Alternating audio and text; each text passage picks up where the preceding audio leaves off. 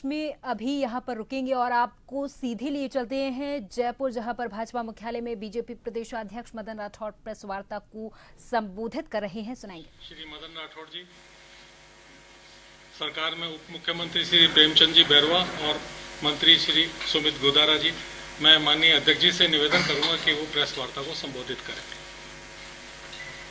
आज आपसे कई मुद्दतों बाद पूर्व मुख्यमंत्री अशोक गहलोत जी ने कोई ट्वीट किया। कल वो धरने पर भी आए थे और उन्होंने भी कोई जो गतिरोध है राजस्थान विधानसभा में जो चल रहा है उस पर घड़ियाली आंसू बहाए। वास्तव में गहलोत साहब ये भूल रहे हैं कि उनके समय की क्या स्थितियां थी।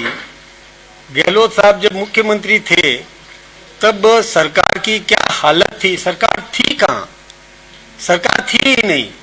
हमेशा उनके उप मुख्यमंत्री और वो खुद अलग अलग होटलों में अपने विधायकों को लेकर के बैठे रहे। कभी सरकार चलाने का उनको अवसर आया ही नहीं, समय मिला ही नहीं।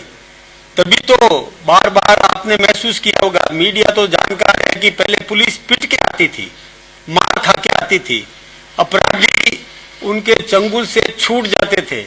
कई बार तो किसी अपराधी को पकड़ने के लिए पुलिस गई तो पुलिस को भगा दिया गया। हमेशा पुलिस मार खा के आया करती थी। लेकिन वो हमारी सरकार पर छींटाकशी कर रहे हैं कि आपके राज में ये हो रहा है। देखिए, माफिया पनपाया किसने? कांग्रेस राज में ये बजरी माफिया पनपे। हमारी सरकार ने त्वरित कार्रवाई की। ऐसा कोई भी घटनाक्रम नहीं है कि जिसमें अपराधी कहीं भाग करके चले गए हों। जहां कहीं भी छोटा मोटा किसी भी प्रकार का अपराध हुआ, हमारी सरकार ने तत्काल कार्रवाई की और अपराधियों को गिरफ्तार करके जेलों में बंद किया, उनको सजा देने का काम किया। किसी भी प्रकार की घटना रही हो, हमारी सरकार ने तत्परता से काम किया। हमारी सरकार कानून व्यवस्था पर पूरी तरह तत्पर है। और यही नहीं, और विकास के मामले में भी जब हमारी सरकार ने विकास के आयाम स्थापित किए तो कांग्रेसी घबरा गए। कांग्रेस को लगा कि ये तो लगातार और काम कर रही है ये सरकार और छा जाएगी, जनता में इसकी इमेज बन रही है। तो हमारी इमेज को घटाने का उन्होंने षड्यंत्र किया। जो गहलोत साहब कभी सदन में आए नहीं, पूरा एक बार शपथ लेकर के चले गए थे, उसके बाद सदन में आए नहीं। मैंने भी देखा कि मैं 2 बार राजस्थान विधानसभा में रहा, तब भी गहलोत साहब सदन में नहीं आया करते थे। एक बार तो मैंने उनको चैलेंज करके बुलवाया था। अभी लेकिन अचानक कल आ गए आकर के और सुर्खियां बटोरने का काम किया गहलोत साहब ने। मैं गहलोत साहब से ही कहना चाहूंगा कि आपका ही तो शिष्य है जिसको आपने प्रदेश अध्यक्ष बनाया था, और जो उस समय के उप मुख्यमंत्री पायलट जी को हटा करके और डोटासरा जी को प्रदेश अध्यक्ष बनाया था। तो आपके चहेते व्यक्ति ने आपकी बात को नहीं माना।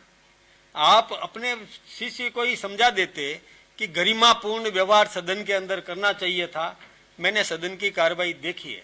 मैं देखता था कि ऐसे मतलब इस स्तर पर उतर जाते थे कांग्रेस के और प्रदेश के सम्मानीय अध्यक्ष, और बहुत हल्के स्तर पर उतर जाते थे।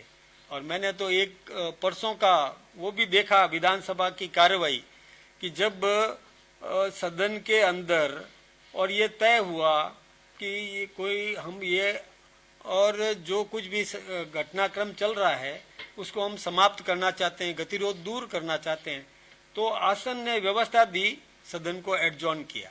सदन को एडजॉर्न पहले 1 बजे तक किया, फिर 2 बजे तक किया।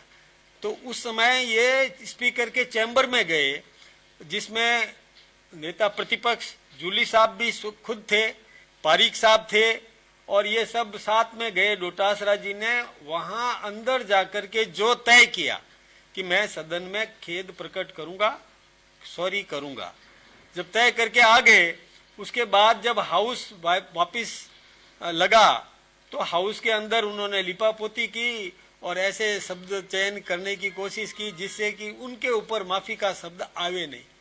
तत्काल स्पीकर ने कहा, सम्मानीय है स्पीकर ने कहा कि नहीं, जो आपने वहां तय किया वही बोलो। लेकिन इन्होंने बोला नहीं। तो जूली साहब बोले कि साहब खेद तो प्रकट कर रहे हैं। खेद प्रकट नहीं कर रहे हैं, ये कहो कि मैंने जो व्यवहार किया मैं उसके लिए सॉरी करता हूँ या उसके लिए मैं खेद प्रकट करता हूँ, ये बोलो ना। उन्होंने यह नहीं बोला।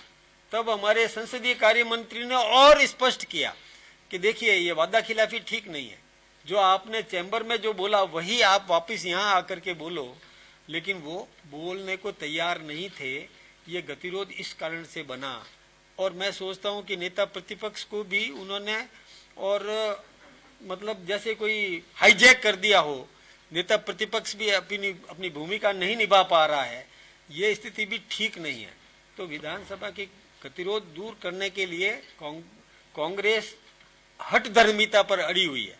और इधर गहलोत साहब जो कह रहे हैं कि राजस्थान में कानून व्यवस्था ठीक नहीं है, अरे कानून व्यवस्था में सुधार किया भजनलाल जी ने, हमारी सरकार ने, भजनलाल जी की सरकार ने आते ही और चाक चौबंद व्यवस्था करी।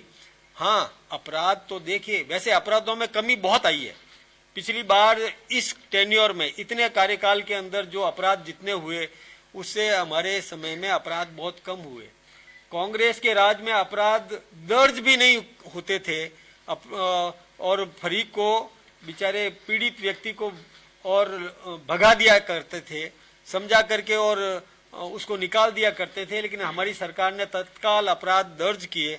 लेकिन वो आंकड़े भी कांग्रेस की तुलना में हमारे अपराध बहुत कम है। यही नहीं, हमारे यहाँ जितने भी अपराध हुए, एक भी मुकदमा, एक भी मामला ऐसा नहीं है जिसमें अपराधियों को गिरफ्तार नहीं किया गया हो। तत्काल गिरफ्तार किया, तत्काल उनको सजा देने का काम करवाया और कानून के हवाले उनको किया, जेलों में बंद किया। तो कानून व्यवस्था का किस प्रकार से पालन करवाना चाहिए, ये हमारी सरकार को आता है। लेकिन कांग्रेस इस पर और घड़ियाली आंसू बहाने का काम कर रही है। मैं सोचता हूं कि ये ठीक नहीं है।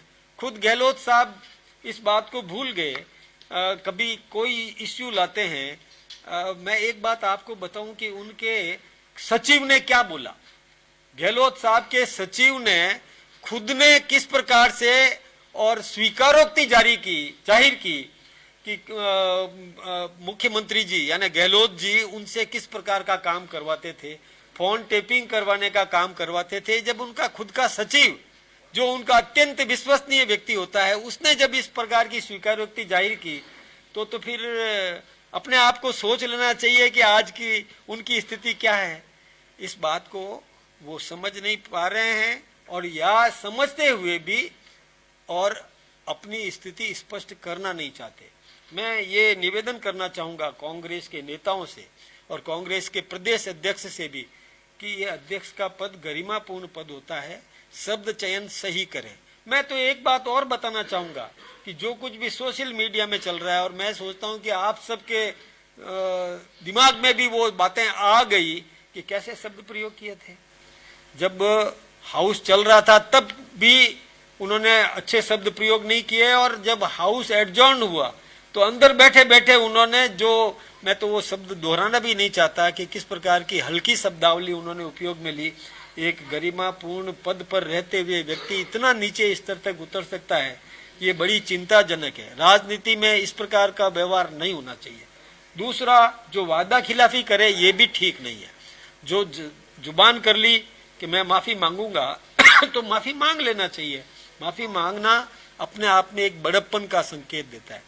लेकिन कांग्रेस के प्रदेश अध्यक्ष ने और हठधर्मिता अपनाई और सदन की गरिमा को तार तार किया। सबसे बड़ी बात है संवैधानिक पद है। देखिए, स्पीकर और नेता प्रतिपक्ष और सदन का नेता, ये हमारा संवैधानिक पद है।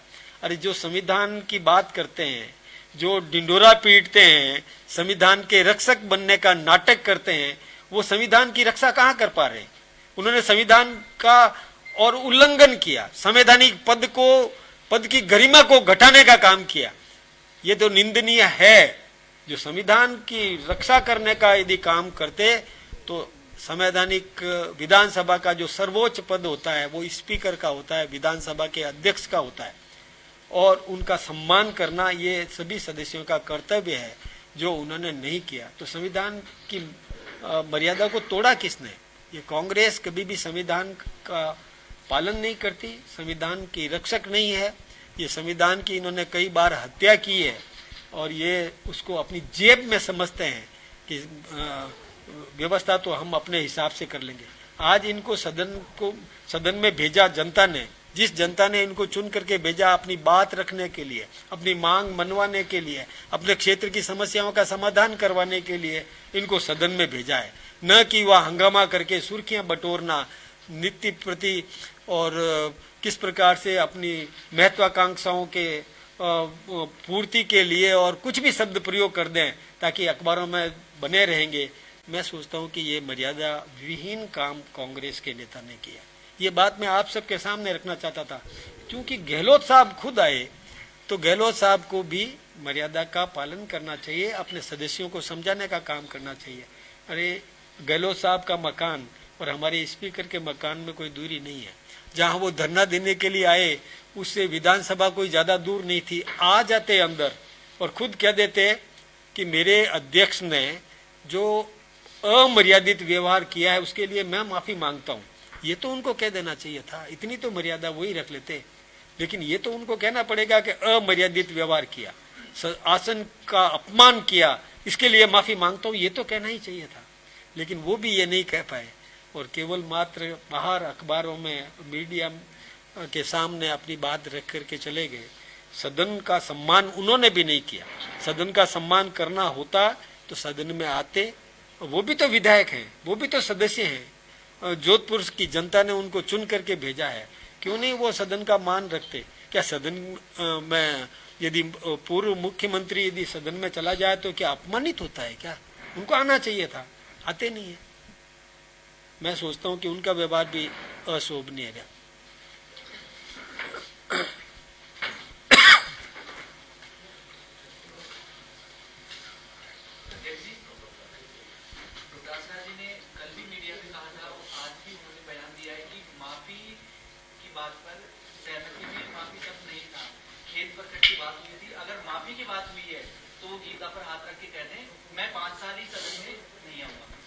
मैं आपको बताऊं, वैसे खेद और माफी थोड़ा थोड़ा मिलता जुलता शब्द है। वो यह कहते कि मैंने जो व्यवहार किया उसके लिए खेद प्रकट करता हूं, तो ये पटाक्षेप हो गया होता। वो ये तो कहे कि मैंने आसन के प्रति जो अपमानजनक शब्द कहे उसके लिए खेद प्रकट करता हूं, बात खत्म हो जाती। हम आज भी तैयार हैं, हमारी पार्टी इस विषय पर तैयार है। लेकिन वो ये तो कहे कि मैंने आसन के प्रति जो अपमानजनक शब्द प्रयोग में लिए उसके लिए खेद प्रकट करता हूं, मान लेंगे। ये तो करे। वे तो कह रहे हैं कि जो घटनाक्रम जी न्यूज ने रिपोर्ट किया है, आपकी जागीर, जूते के नंबर या किसी दूसरे अखबार ने रिपोर्ट किया है, वो घटनाक्रम हुआ ही नहीं, वो ये कह रहे हैं।